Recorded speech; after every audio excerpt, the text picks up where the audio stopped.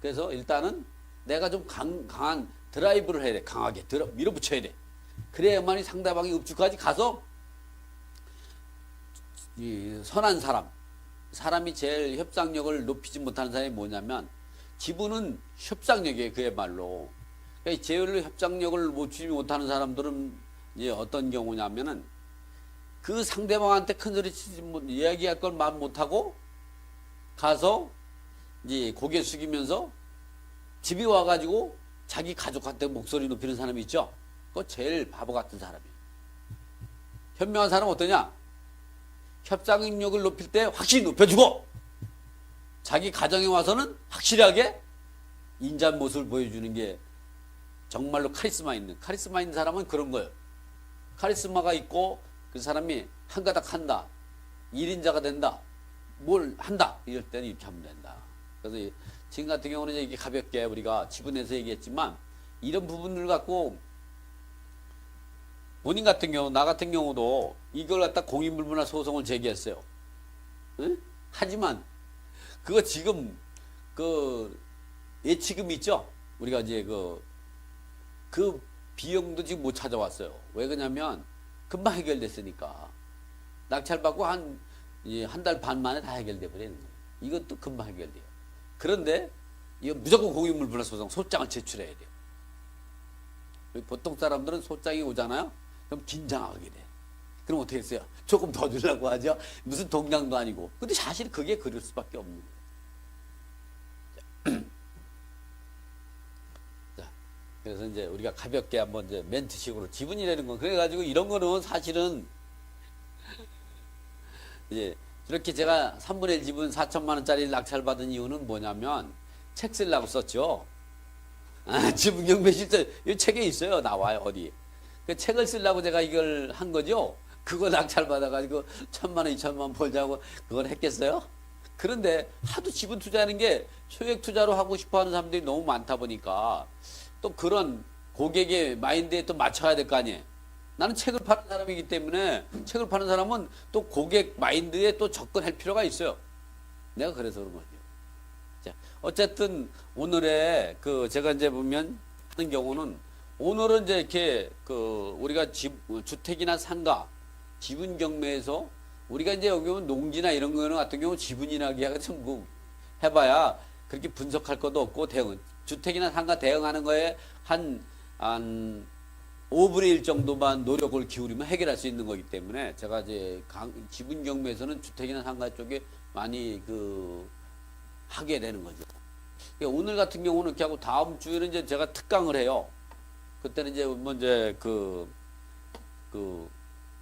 3시간 동안 이렇게 특강을 하니까 다음 그거는 이제 정기 과정이 아니고 제가 이제 프리하게 이제 지분 경매 투자할 때 누구든지 특강 비자가 2만 원씩 받고 하는 거예요. 그러니까 그때는 별거고 그러니까 그거는 이제 이 강좌보다 추가로 이렇게 하는 거지만 오늘은 이제 정기 강좌로 해서 할 거예요. 자, 그러면 이번에는 이제 주택이나 여기 보시면 이렇게 이제 주택이나 상가 같은 경우 보이시죠? 제목 주택이나 상가 그 지분 경매에서 실전 투자를 비밀을 푸는 열쇠를 뭐 하냐면은 이게 주택하고 상가 건물 같은 경우는 우리 보통 이렇게 주택이나 상가 건물 같은 경우는 소유자가 한 사람 1인인 경우가 일반적인 이거 보편적인 상황이죠. 근데 이런 경우가 있다 그러면 이런 경우를 우리가 이걸 접근한다면 이거를 이제 낮은 가격 싸게 살 수 있는 건 아니죠. 그럼 이걸 비싸게 산단 말이죠. 그러면 어떻게 재미가 없는 거죠. 그러니까 이거를 싸게 살 때는 어떻게 하냐. 예를 들어서 이제 이게 상가 주택이다.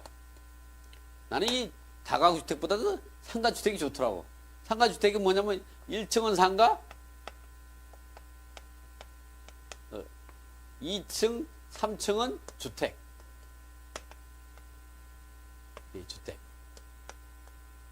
그리고 1층 상가도 그래도 장사가 좀 되고 월세가 그래도 이거 잘 나올 수 있는 이런 데 상가 주택 같은 경우는 그렇게 위치가 좋지 않아도 이런 게 이제 이런 상가주택이 뭐 A가 3분의 1 가지고 있고 B가 3분의 1 가지고 있고 C가 3분의 1 이런 경우는 이 상가주택을 상속받는 경우가 일반적인 상속. 물론 공동투자에서 이렇게 세 사람이 공동 사는 경우도 있지만 좀 드물죠. 우리가 사람이 태어나면 어떻게 했어요? 항상 죽죠? 죽어요. 그럼 어떻게 돼요? 죽을 때 이제 우리가 하늘나라 갈 때 어떻게 했어요? 이 상가주택이 무거운 걸 들고 갈 수가 있어요? 없어요? 이거 무거운 거 들고 가면 이제 우리 저승 못 가요. 저승 갈 때는 그냥 가볍게 날아가야 돼, 그렇게. 그래서 못 가지고 가는 거예요. 그거다 놓고 가죠. 그럼 누가 가져, 이거? 국가가 갔나요? 누가? 자손한테. 이게 상속되는 이유예요. 이럴 때 민법상 상속 지분이 배우자가 1.5, 자녀가 1. 그래서 예를 들어서 이 자녀가 2명이고 그리고 배우자가 1명이다 그러면 어떻게 전체가 여기 배우자는 1.5를 주고 이 사람 1을 주니까 어떻게 분모가 2하고 3.5가 되는 거죠. 배우자한테는 1.5가 가고 자녀한테는 3.5분의 1 이렇게 해서 이 상속지분 되는. 근데 대부분이 그렇게 안 하고 어떻게 했냐? 협의분할 상속하죠. 협의분할. 그래서 협의분할 할 때는 그냥 어머니는 한테는 안 주고 그래서 자식이 셋이 있다. 셋이 있다는데 그냥 한 번씩 나눠주는 거예요.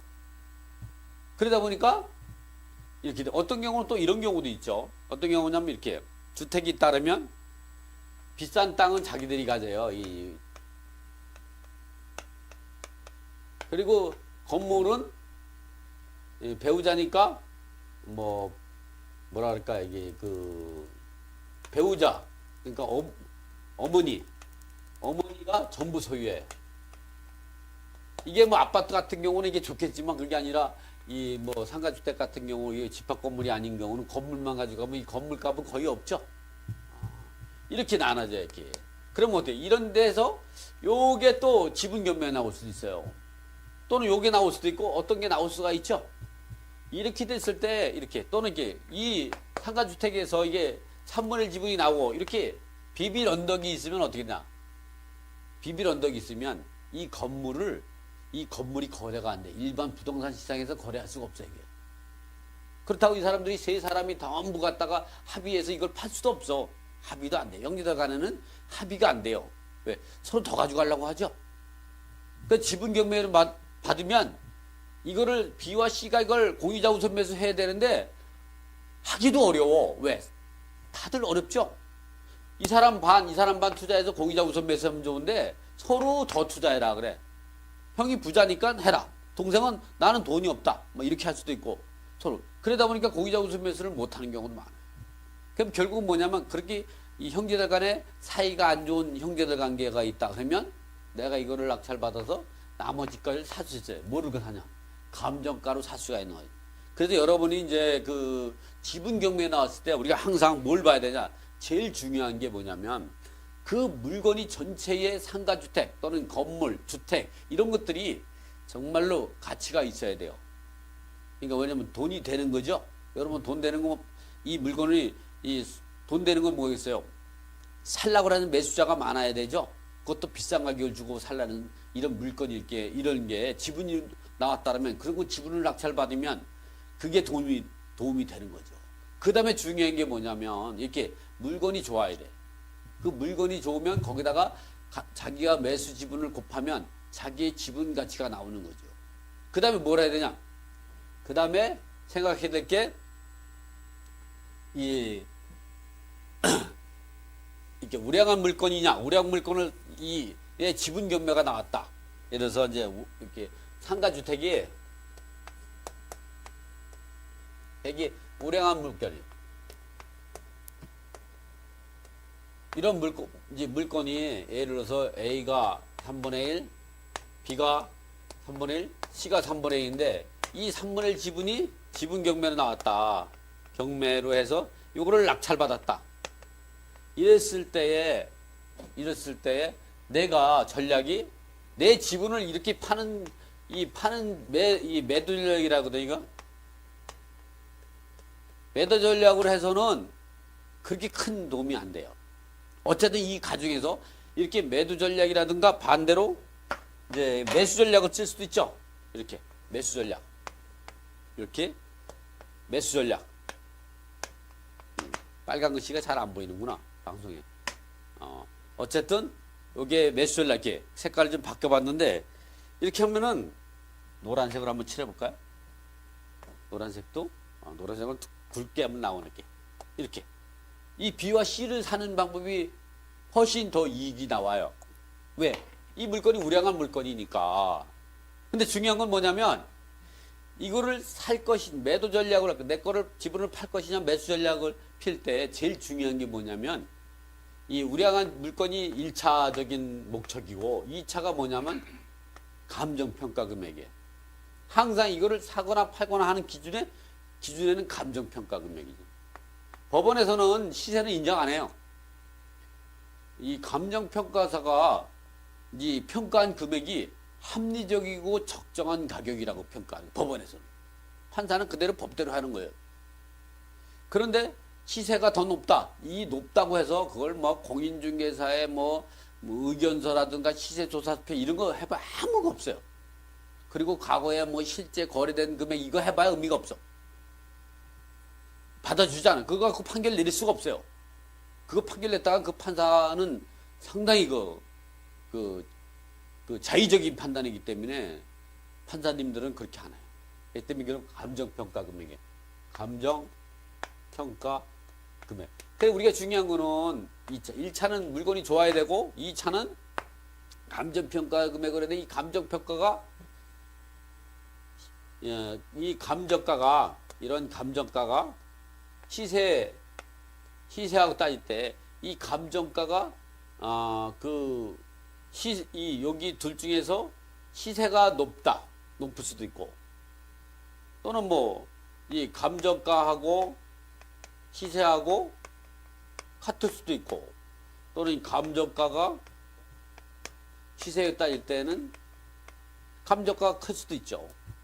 그런데 내가 이 감정가가 시세보다 높을 때는 내 집을 파는 게 유리하죠. 매도 전략. 사실은 공유물에서 내가 상대방 지분을 팔거나 사고 그럴 때는 그 당사자 간에 서로 간의 생각이 중요한 거예요. 부동산에서 얼마 거래되고 그러는 걸 어떻게 증명을 하겠냐 이거야. 얼마 거래된다고 그래서 그거에 딱 부동산 중개업자가 얘기하는 것 같고 협상이 되겠어요? 결국 뭐냐면 이 감정가죠. 감정가. 그러니까 이럴 때는 내 지분을 파는 것도 괜찮아. 근데 대부분이 감정가가 시세보다 낮은 이런 경우가 많죠. 이런 경우. 이럴 때는 이 감정가가 시세보다 낮은 거죠. 그러면 내가 B와 C 지분을 살 때 이때는 매수 전략이 좋아요. 매수 전략을 사면 물론 이럴 때에도 매수 전략 하는 거가 나쁘지 않아요. 근데 이렇게 싸게 살 수 있는 거죠. 이게 협상이 안 될 때는 우리가 공인물 분할 소송에서 그냥 밀어붙여가지고 공인물 분할 소송에서 조정 절차에서 내가 이거 사겠다고 매도 청구하면 돼요. 그러면 이 감정가로 사는 거예요. 그때 그 적정하고 합리적인 가격은 이 감정가니까 감정가 시세보다 한 7, 80%니까 이걸 7, 80% 가격에 사게 되니까 이것도 지분 경매 싸게 샀겠죠. 그리고 이것도 7, 80% 가격에 사니까 전체를 싸게 살 수가 있는 거죠. 그렇지 않고 이게 상가주택 좋은 게 통째로 나왔다 생각하면 여러분 웬만큼 돈 갖고 못 사요. 지분 경매를 해가지고 어느 일부 집을 사서 이렇게 그 매수 전략을 펴가지고 전체를 내 거 산다면 그 시세보다 한 80% 정도 가격에 상가주택을 살 수가 있는 거예요. 또는 운이 좋으면 70%. 왜냐? 이 감정가는 사실은 숨어 있는 거예요, 이게.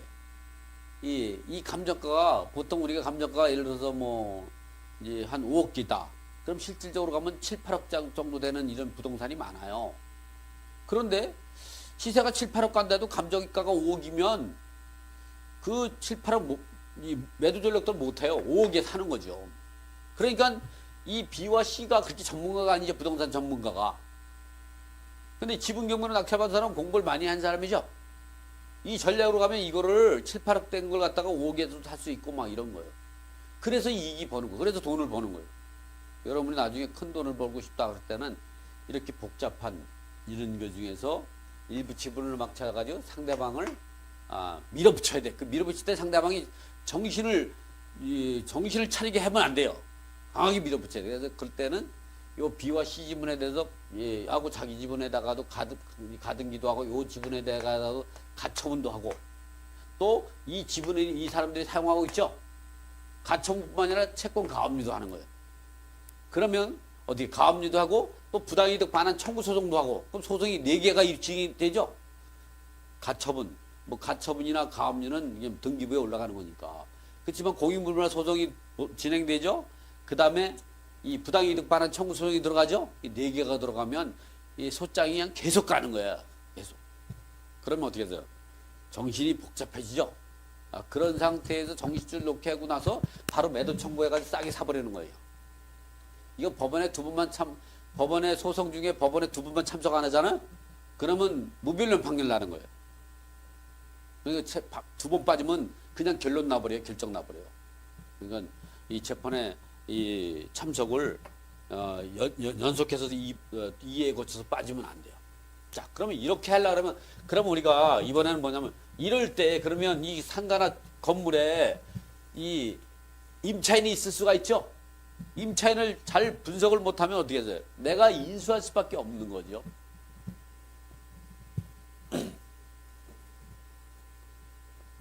임차인을 그 상가주택이나 또는 다가구주택 같은 경우가 이제 그 지분 경매가 나왔는데 이 지분 경매에 나와 있는 물건을 갖다가 내가 그 낙찰 받았을 때 우리는 이러면 좋겠죠.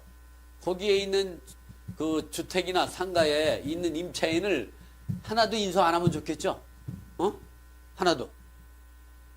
그러면 제가 이제 그러한 걸 보면 뭐 자세한 것 같은 경우는 설명을 저기 하겠지만 한번 이걸 한번 다시 한번 보죠.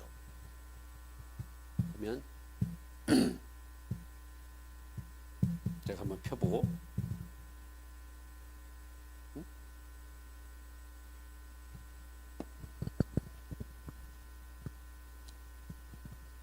이게 오랫동안 좀 했더니 꺼졌네. 어쨌든 우리가 이제 최근에 제가 이제 낙찰 받은 걸 한번 설명을 해드리면 이런 경우가 있어요. 그 봉천동에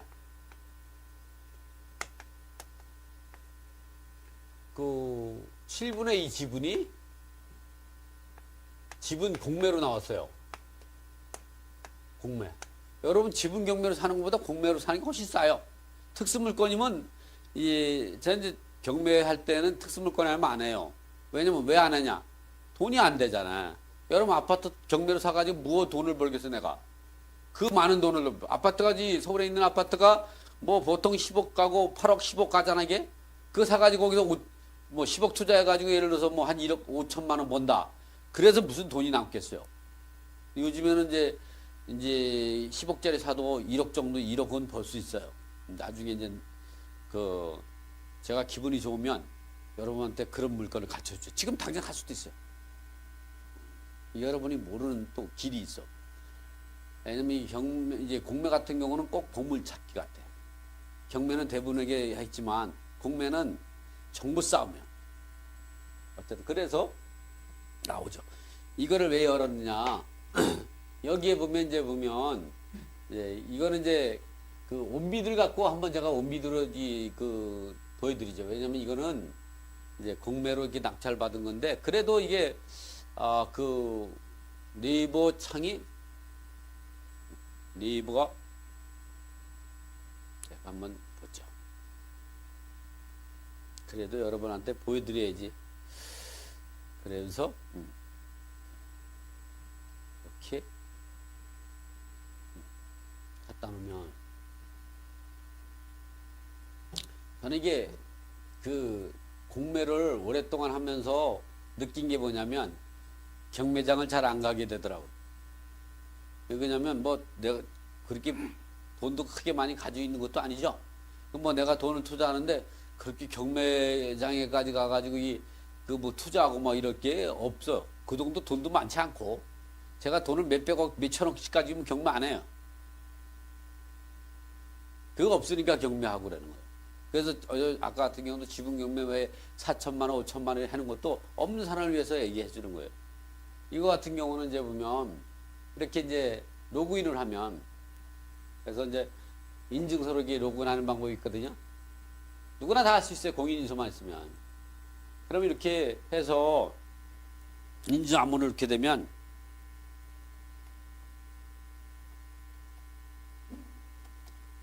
강의 내용 어렵지 않죠? 이게 돈을 버는 게 특수물 꺼내서 꼭 돈을 버는 것도 아니에요. 이게 물건이 뭐 권리 분석이 어렵다고 해서 그게 돈 되는 게 아니다. 이렇게 하면 놓고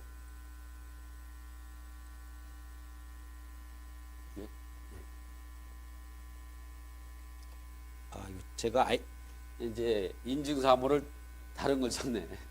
왜 공인증 너무 많으니까 제가 이거를 그러니까 안 됐구나. 잘하면 누구나 실수를 할 수 있는 거죠. 당연히 로그인이 된 줄 알았더니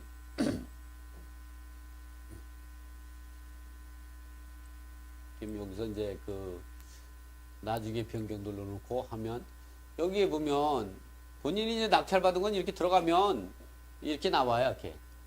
이렇게 요것도 입찰서 제출한 거죠. 어쨌든 요 같은 경우 보면 여기를 보면 이제 그